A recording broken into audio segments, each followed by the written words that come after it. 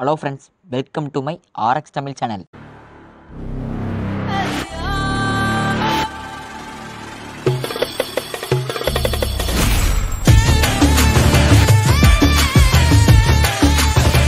அதாவது நாம இன்னைக்கு ஃபெரோஜன் எக்ஸ்டின்னு சொல்ல போகிற அயன் சப்ளிமெண்ட் பற்றி பார்க்கலாம். இதோட காம்பினேஷன் பார்த்தீங்கன்னா ferrous ascorbate and folic acid சேர்ந்துருக்கோம். இந்த ட்ரக்கு பார்த்தீங்கன்னா அனிமிக் கண்டிஷன்ஸை ட்ரீட் பண்ணுறதுக்கு ரொம்ப ஹெல்ப்பாக இருக்கும். அனிமியான ஒன்றும் இல்லை, நம்ம பாடியில் பிளட் சர்க்குலேஷன் பார்த்தீங்கன்னா கம்மியாகிறதுனால ஏற்படும். இதை மோஸ்ட்லி பார்த்தீங்கன்னா iron deficiency, vitamin B12 deficiency மற்றும் ஃபோலேட் டிஃபிஷியன்சினால் ஏற்படும்.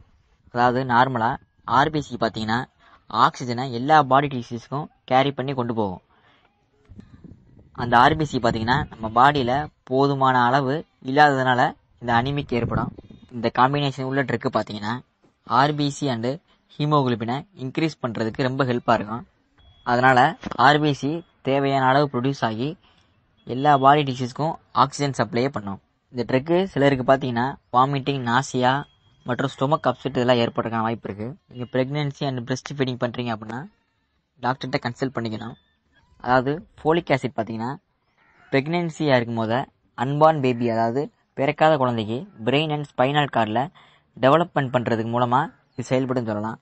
இந்த ட்ரக் எடுக்கிறீங்க அப்படின்னா காஃபி, டீ இதெல்லாம் சேர்த்து எடுத்துக்கிறவனா, ஏன்னா இன்ட்ராக்ஷன்ஸ்லாம் ஏற்படும். பொதுவாக இந்த அனிமிக் கண்டிஷன்ஸாக இருக்கும்போது சிம்டம்ஸ்ன்னு பார்த்தீங்கன்னா ஃபேட்டிக், அதாவது டயர்ட்னஸ் இது மாதிரிலாம் ஏற்படும். மேலும் எனர்ஜிலாம் லாஸ் ஆகிரும். வேறு மெடிக்கேஷன்ஸ் இல்லாமல் பார்த்தீங்கன்னா டேட்ஸ் நிறைய எடுத்துக்கிறது, avocado, strawberries, watermelon and beetroot இதெல்லாம் எடுத்துக்கணும். அனிமிக் கண்டிஷன்ஸ், அதாவது இரத்த சோகையை எப்படி ட்ரீட்மெண்ட் பண்ணுறது, அதுக்கு என்ன ட்ரக் எடுத்துக்கலாம் அப்படின்னு நாம் இன்னைக்கு பார்த்தோம். தேங்க்யூ.